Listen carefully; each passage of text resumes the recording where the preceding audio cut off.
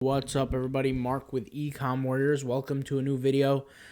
Today we're going to be talking about what I personally do when I build my businesses and the kind of way, I guess you can say, I don't know if you want to call it the way or the method that I go about these things, but essentially what I look for, what I think about, building every single business that I do have. Now, I'm going to sit down, I'm going to start off with the idea of the inception, the come about of the business, right? The idea where somebody says, hey, I want to build, let's say this business or that business or, whatever the case might be. The first thing I will think about is, do I have any knowledge? Do I have any interest in this?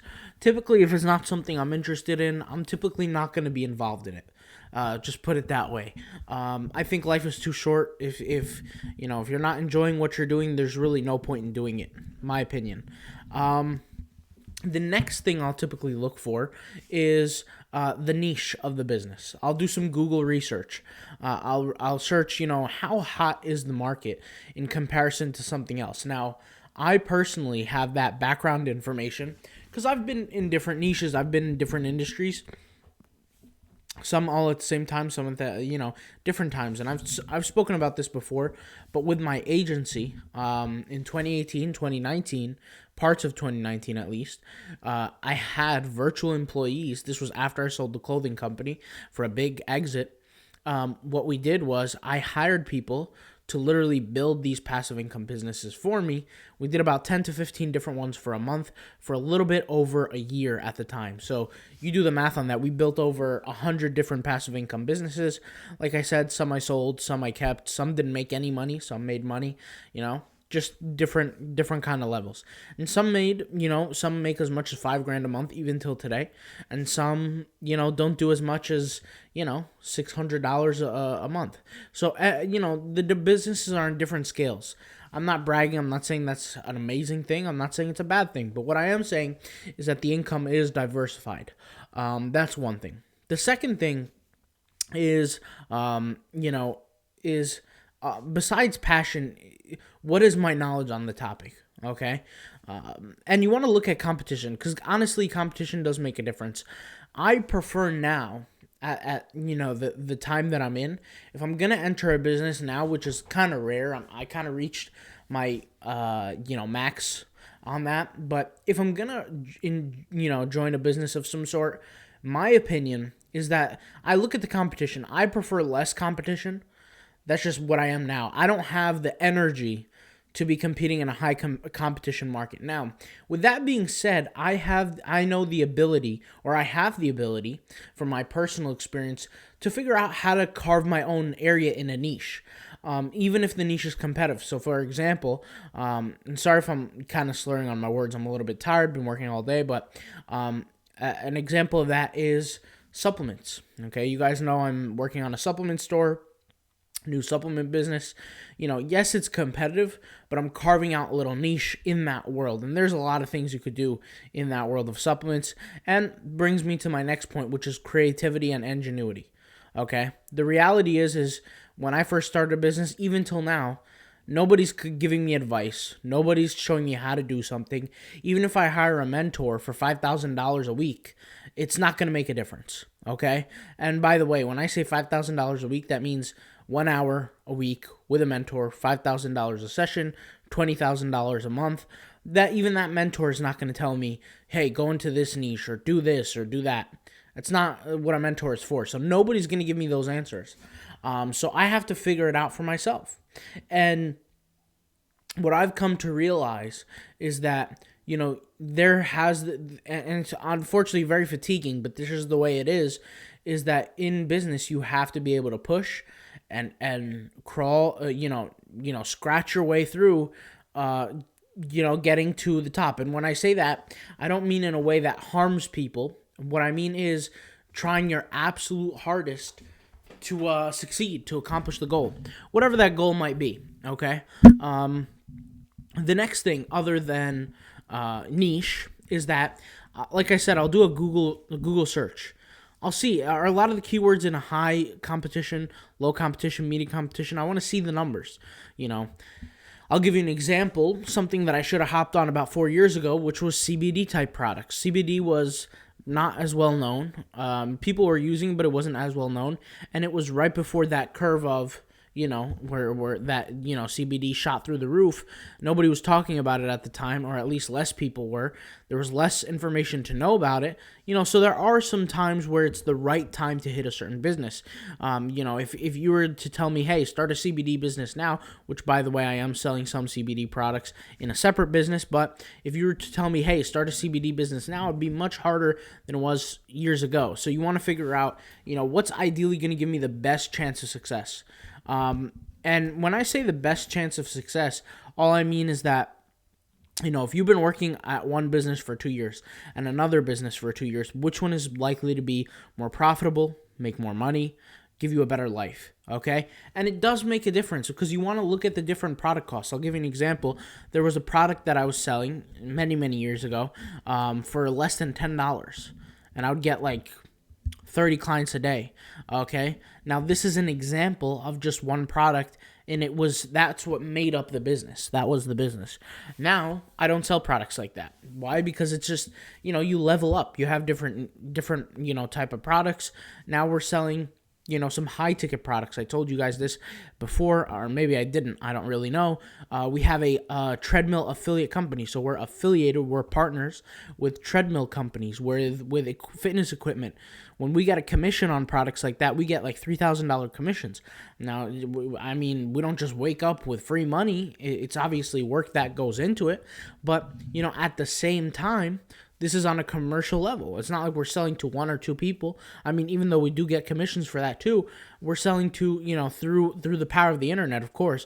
You won't see me dialing a customer, but through the power of the internet, you're selling to millions of people at the same time. And, whoever decide to buy using your referral, that's what they do. And we do get commissions off that. So you want to think of different businesses. Not every business is a business that you're going to take a product and sell it. That's not smart. That's not intelligent. I think when people think of a business, they think of a business that's immediately they're gonna sell a product, and it's not always the case.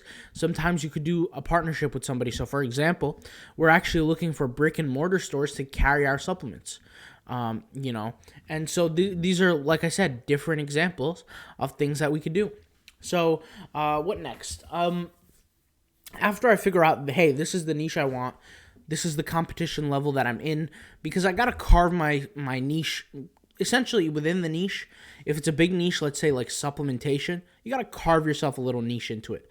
I mean, you could go the big route, but at the end of the day, I'm not Bang Energy. I'm not going to hire a bunch of influencers that are going to cost me $4 million a month. Okay.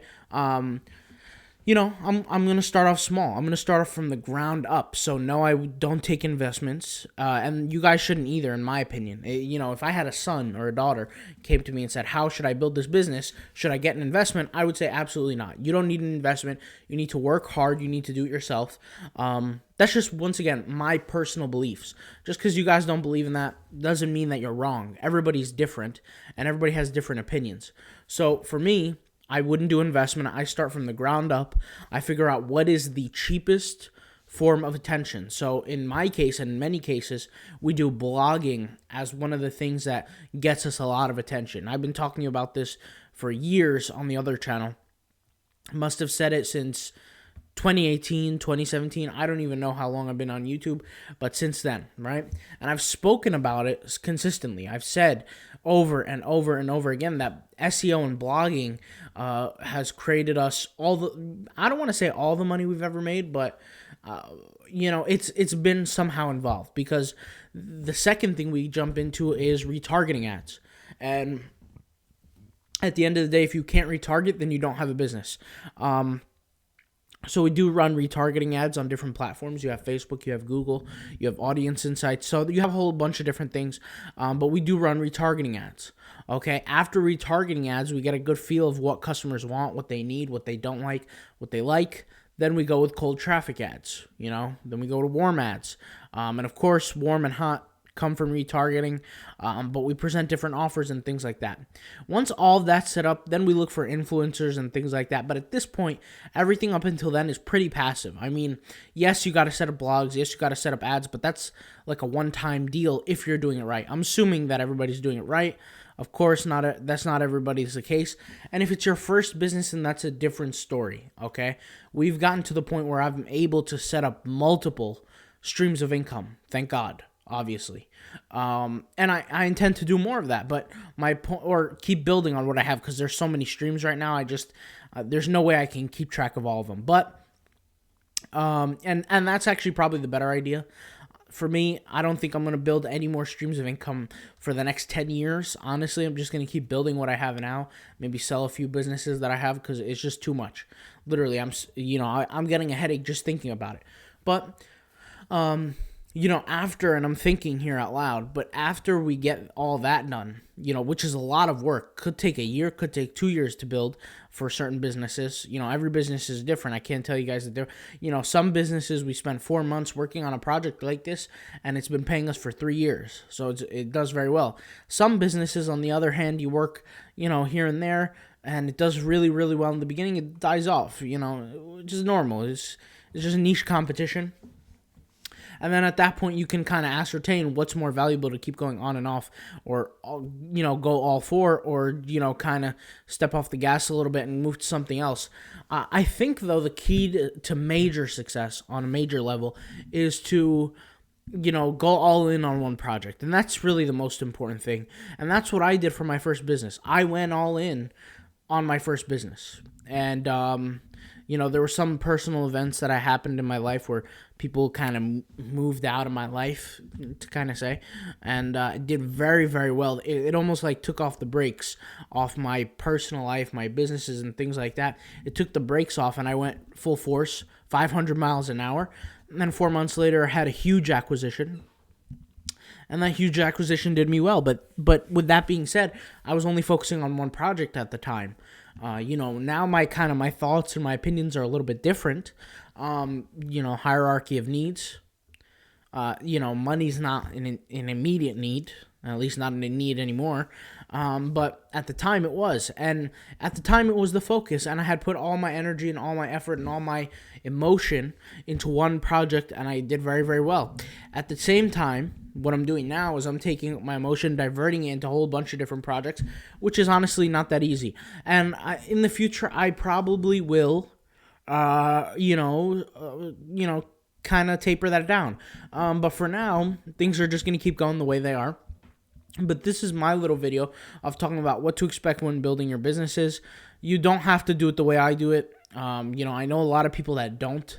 I know some famous YouTube people who have like 100,000 subs, 200,000 subs on YouTube that teach Shopify stuff, that all they'll do, and I know them personally, is they'll create a store, okay?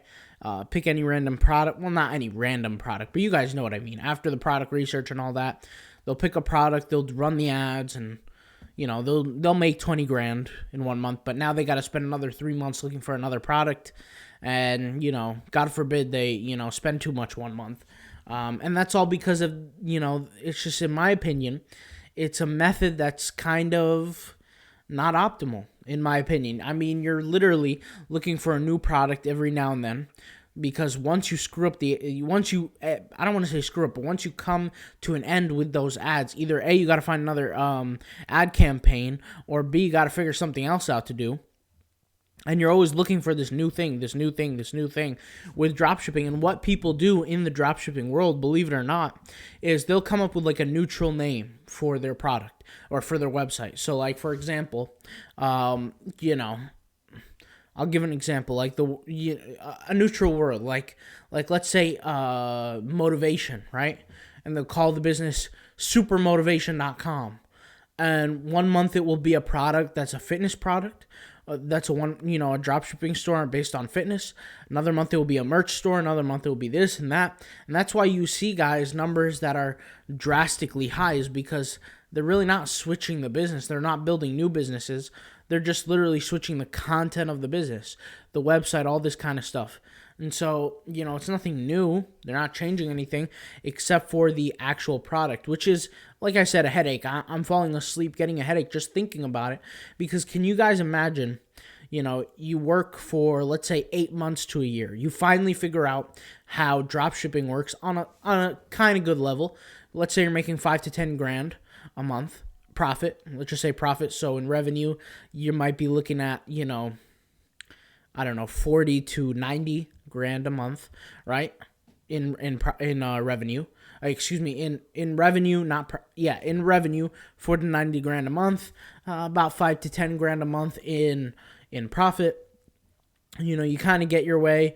It's been a year, okay? And then guess what? 3 months after you make your first 20, 30 grand, your business fails and now you got to figure out a new one.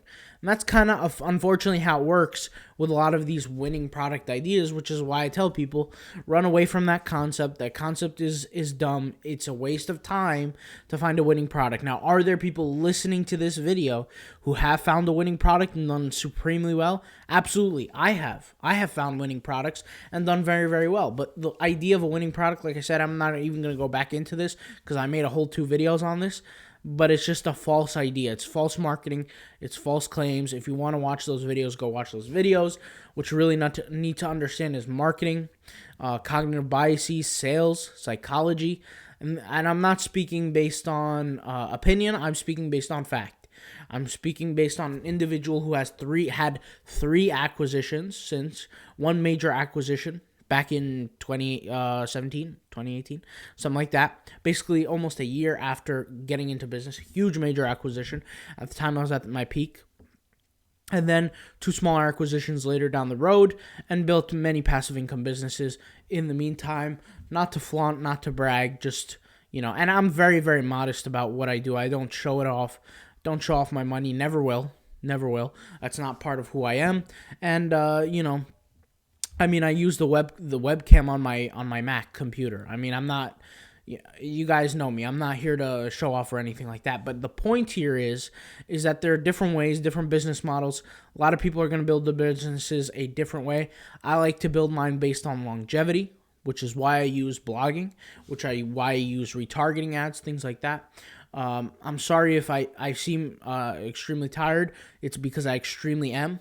Okay, I've been working all day, literally. So I just feel delusional. I'm going to hit the bed right now. It's about 7 p.m. I'll talk to you guys later. Peace out. Bye.